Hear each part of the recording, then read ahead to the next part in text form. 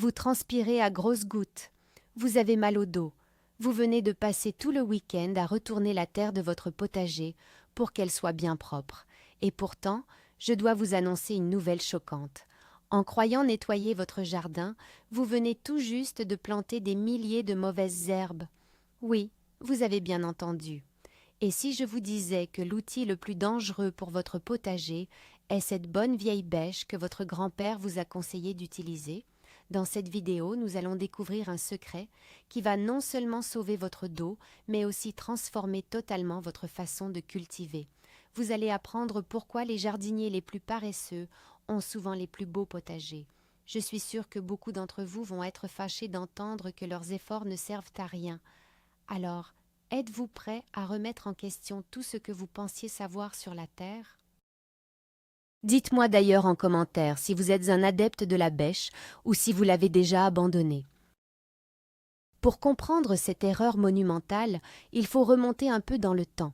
Depuis l'invention de la charrue, l'humanité a développé une véritable obsession pour la terre nue. Nos ancêtres pensaient qu'un sol retourné, bien aéré et vierge de toute végétation, était la condition absolue pour faire pousser des légumes. C'était le symbole du travail acharné et du contrôle de l'homme sur la nature sauvage.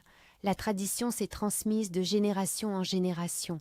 Au printemps, il fallait sortir les outils, casser les mottes, arracher les racines et laisser la terre propre comme un sous-neuf. Mais aujourd'hui, la science du sol a fait des bonds de géants.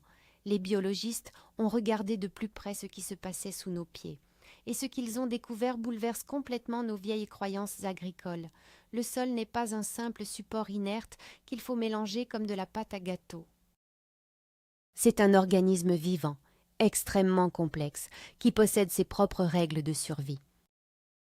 Commençons par examiner ce qui se cache vraiment sous la surface de votre potager.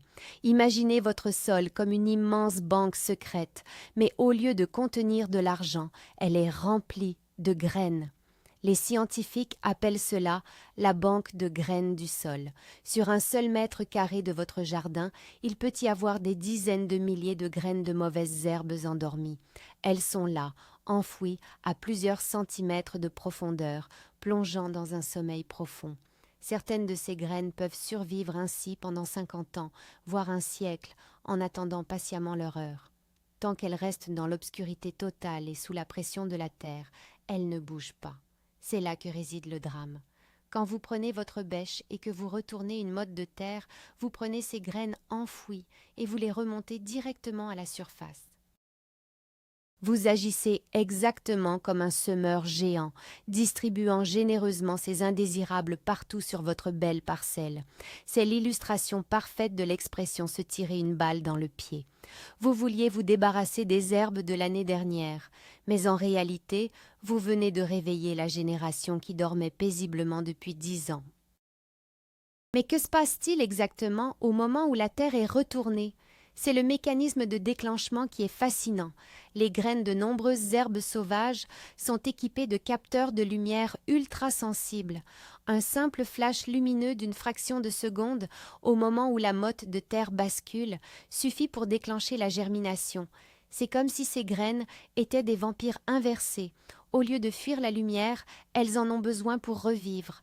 La lumière du soleil leur indique qu'elles ne sont plus enterrées sous 20 centimètres de terre froide, mais qu'elles sont enfin à la surface, prêtes à pousser. C'est le moment idéal pour briser un mythe très populaire. Beaucoup pensent que retourner la terre permet d'enfouir les mauvaises herbes existantes pour les tuer. Et c'est vrai, l'herbe du dessus va mourir.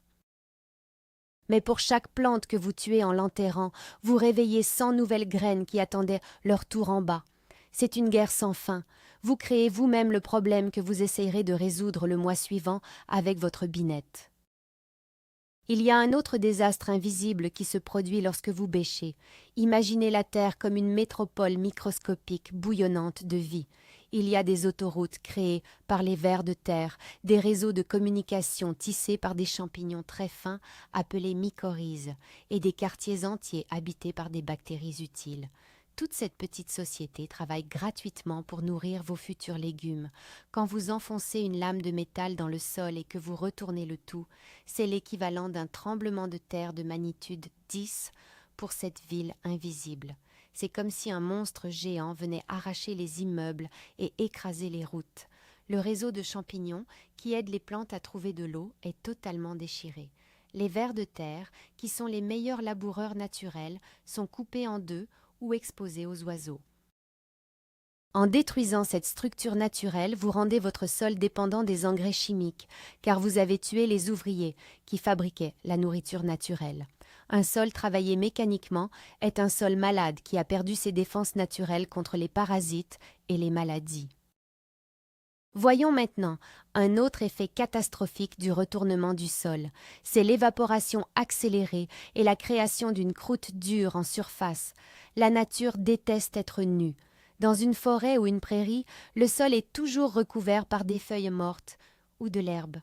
Quand vous bêchez et que vous laissez la terre nue, c'est comme si vous enleviez la peau protectrice du sol, exposez une éponge mouillée en plein soleil au milieu de l'été. Que se passe-t-il ?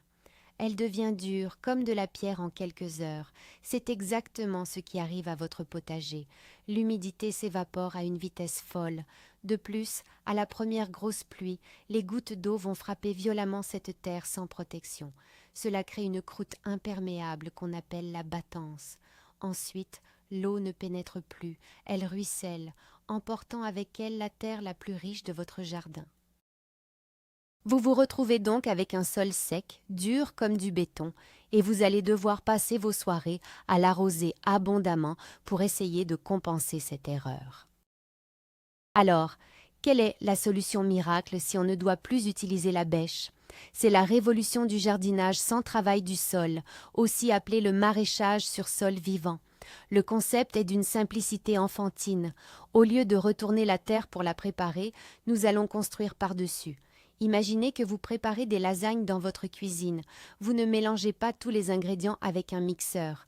Vous posez des couches les unes sur les autres. Au potager, c'est pareil. Si votre terrain est envahi d'herbes, ne les arrachez pas. Coupez-les à ras. Ensuite, posez une couche de carton non imprimé directement sur le sol. Ce carton va bloquer la lumière totale et tuer les herbes en dessous sans réveiller les graines enfouies. Par-dessus ce carton, vous ajoutez une belle couche de compost bien riche, d'environ 10 à 15 cm. Et voilà, vous avez créé un nouveau lit de plantation. Vous allez planter vos légumes directement dans ce compost. Les racines vont traverser le compost, percer le carton mouillé et s'enfoncer dans la terre d'origine sans l'avoir jamais perturbée. Pour que cette méthode sans labour fonctionne à la perfection, il y a une règle d'or absolue à respecter tout au long de l'année. Il faut couvrir le sol en permanence. C'est ce qu'on appelle le paillage. Pensez-y comme à une couverture chaude et protectrice que vous posez sur votre terre. Vous pouvez utiliser de la paille, du foin, des feuilles mortes, de l'herbe tondue séchée ou même du bois broyé. En mettant une bonne épaisseur de paillage, disons 5 à 10 cm, vous accomplissez 3 miracles en un seul geste. Premièrement, vous bloquez totalement la lumière du soleil. Les millions de graines de mauvaises herbes qui sont en dessous ne recevront jamais le signal lumineux pour germer. Elles continueront de dormir.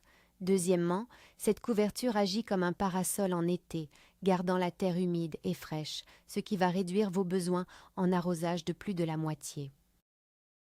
Troisièmement, en se décomposant lentement, ce paillage va nourrir les vers de terre qui viendront chercher la matière en surface pour la ramener en profondeur. Ce sont eux qui vont travailler la terre à votre place. Mais soyons réalistes un instant.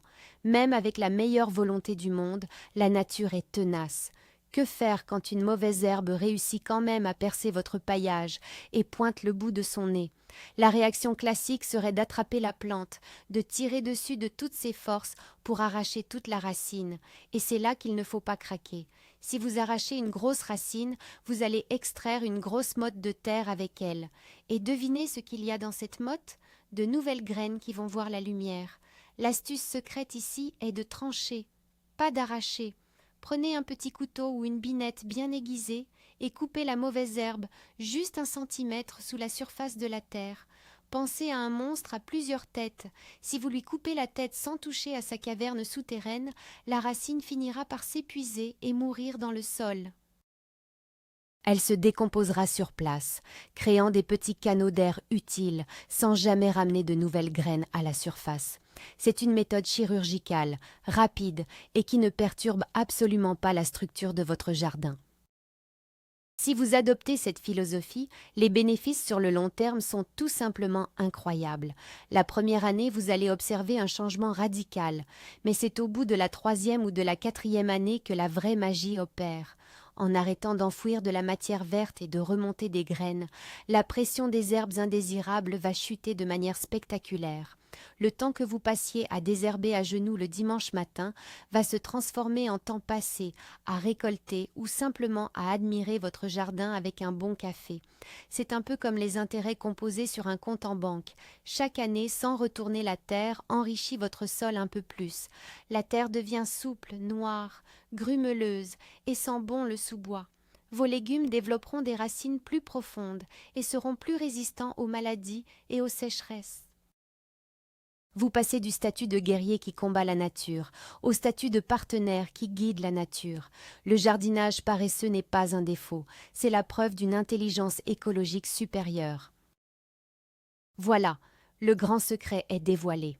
Bêcher la terre, ce geste qui nous semblait si naturel et indispensable, est en fait le meilleur moyen de saboter notre propre travail.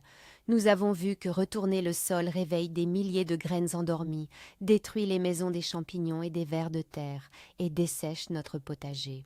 En choisissant d'abandonner vos vieux outils pour passer au paillage et à la méthode sans travail du sol, vous allez vivre un véritable bouleversement. Moins d'efforts physiques, moins d'arrosage, pratiquement plus de désherbage et des récoltes qui explosent de vitalité. La nature sait très bien se débrouiller seule. Notre seul travail est de la couvrir et de la nourrir par le dessus. Merci beaucoup d'avoir regardé cette vidéo jusqu'au bout. Si vous avez décidé de sauver votre dos et de laisser votre bêche prendre la poussière dans la cabane, abonnez-vous à la chaîne et mettez un gros pouce bleu. Partagez cette vidéo avec un ami jardinier qui s'épuise pour rien. Et maintenant, dites-moi dans les commentaires, quelle est la pire mauvaise herbe qui envahit votre potager en ce moment? On en discute juste en dessous.